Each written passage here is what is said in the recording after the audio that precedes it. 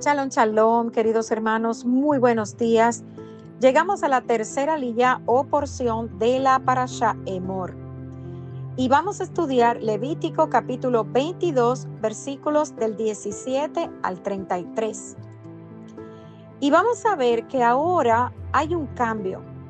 En este capítulo 22 iniciamos con las instrucciones más específicas que el Eterno le da a los sacerdotes. Y aprendimos cuáles sacerdotes aún nacidos en la línea de Aarón no podían ejercer el sacerdocio. Y ahora vamos a ver cuáles son los sacrificios inaceptables delante del Eterno. Y el versículo 17 inicia así. También habló el Eterno a Moisés diciendo: habla a Aarón y sus hijos y a todos los hijos de Israel y diles: cualquier varón de la casa de Israel o de los extranjeros en Israel que ofreciere su ofrenda en pago de sus votos o como ofrendas voluntarias ofrecidas en holocaustos al Eterno, para que sea aceptado, ofrecerán machos sin defecto de entre el ganado vacuno, de entre los corderos o de entre las cabras. Ninguna cosa en que haya defecto ofrecerán, porque no será acepto por ustedes. Asimismo, cuando alguno ofreciere sacrificio en ofrenda de paz al Eterno para cumplir un voto, o como ofrenda voluntaria, sea de vacas o de ovejas, para que sea aceptado, será sin defectos. Y en varias ocasiones vemos que el Eterno declaraba que los animales con defectos o deformados no eran aceptos para un sacrificio para él. Tanto en Éxodo 12:5 como en el libro de Levítico 1, versículo 3 y 3:1, podemos encontrar estas palabras. Los sacerdotes eran responsables de asegurarse de que cada animal que los miembros del pueblo de Israel traían para el sacrificio no tuvieran ningún defecto observable. Ellos tenían que evaluar muy cuidadosamente el animal. El Eterno no quería lo desechado como sacrificio por parte de su pueblo. Sabemos que él, como Elohim y como rey, tenía el derecho de recibir lo mejor que ellos podían traer. Y Deuteronomio 17:1 dice: no ofrecerás en sacrificio al Eterno tu Dios buey o cordero en el cual haya falta o alguna cosa mala, pues abominación es para el Eterno tu Elohim.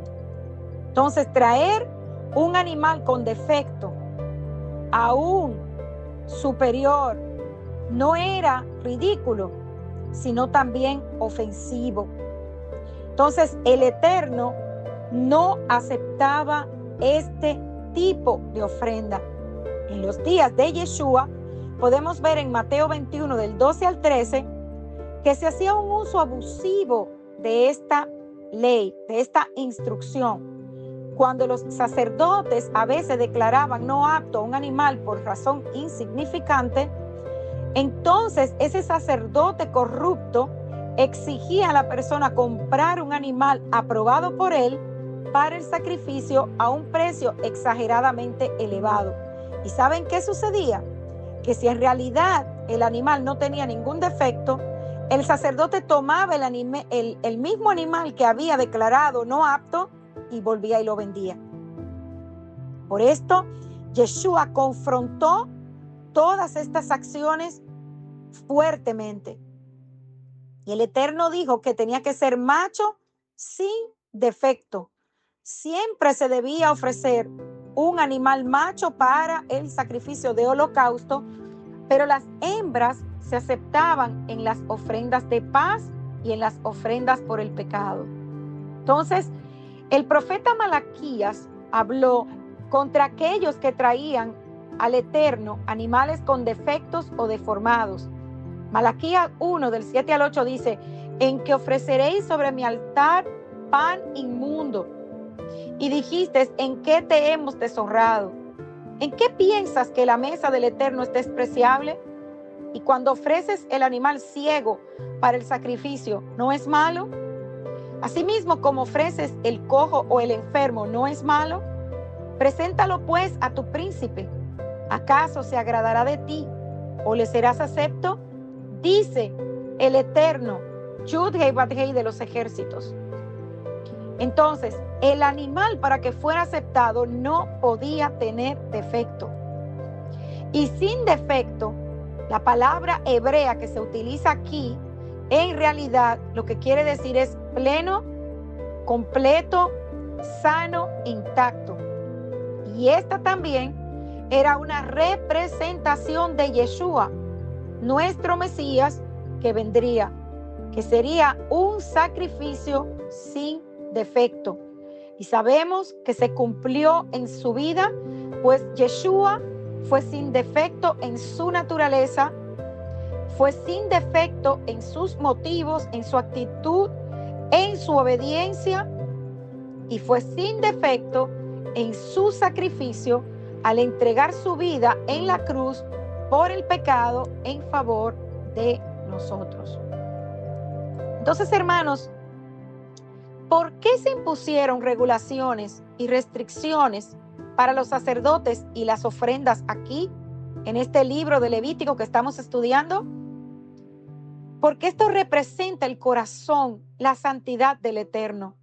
El Eterno es representado como supremamente santo y su santidad exige que su pueblo, especialmente aquellos que le sirven, también se esfuercen por buscar la santidad.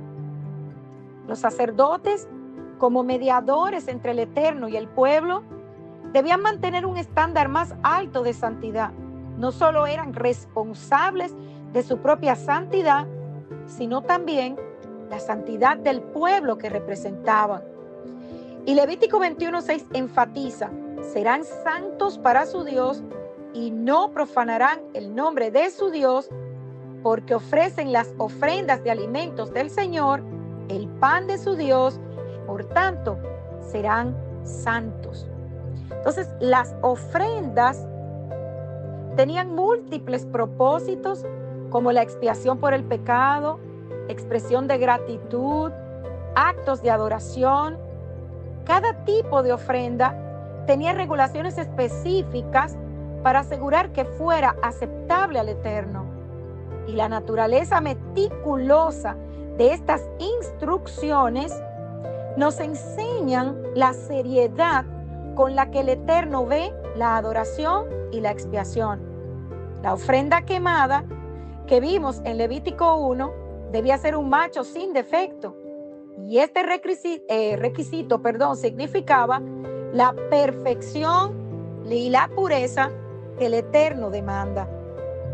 La ofrenda debía ser un acto voluntario de adoración, simbolizando la entrega completa del israelita al Eterno. La ofrenda de grano y la ofrenda de paz también tenían instrucciones específicas para resaltar la importancia de la pureza y la devoción de todo corazón. Entonces hemos venido viendo que la pureza, la santidad, es un tema importante y central en el libro de Levítico. Y se extiende mucho más allá de la limpieza ritual al comportamiento moral y ético de cada israelita. Las instrucciones y las regulaciones para los sacerdotes eran mucho más estrictas. Incluían prohibiciones contra ciertos defectos físicos y restricciones sobre el matrimonio, que lo aprendimos en la porción anterior. Estas regulaciones no se trataban de discriminación, como aprendimos, sino de mantener la santidad y la pureza que el Eterno requiere para un siervo que le sirva al Eterno. Entonces, los sacerdotes tienen y estaban sujetos a estándares morales mucho más altos. Entonces, muchas de estas regulaciones del libro de Levítico tienen significados simbólicos que apuntan a verdades espirituales mucho más profundas. Hemos aprendido que el sistema sacrificial es una figura profética del sacrificio de Yeshua. Hebreos 10, 1 al 4 explica que la Torá con sus sacrificios era una sombra de todo lo que venía. Los sacrificios de animales en este libro de Levítico eran medidas temporales que señalaban la necesidad de un sacrificio perfecto de una vez y para siempre. Entonces, aquí podemos ver, hermanos, la relación entre la perfección que debía tener un sacerdote con la perfección de las ofrendas que nosotros debemos presentar al Eterno. Al Eterno debemos darle lo mejor, porque eso expresa nuestro amor. ¿Y quién es el Eterno para nosotros? Las regulaciones y todas estas instrucciones específicas que el Eterno dio a los sacerdotes y a las ofrendas subrayan, hermanos, la santidad del Eterno y la necesidad de que nosotros como su pueblo seamos santos. Y destacan la importancia de la pureza, tanto ritual como moral, y apuntan, como mencioné hace un momento, a verdades espirituales profundas, pues nos llevan a Yeshua. Todas estas regulaciones también enfatizan la relación como pueblo de pacto entre el Eterno e Israel. Comprender todas estas razones e instrucciones nos ayudan a apreciar la profundidad y la riqueza de este libro de Levítico o Baikra, y nos enseña la importancia que tiene este libro para nuestra fe hoy día. Hermanos, somos un pueblo de sacerdotes y nación santa. Los principios de santidad, de pureza y reverencia por el Eterno siguen y deben ser punto central en nuestra relación con Él. Shalom, shalom.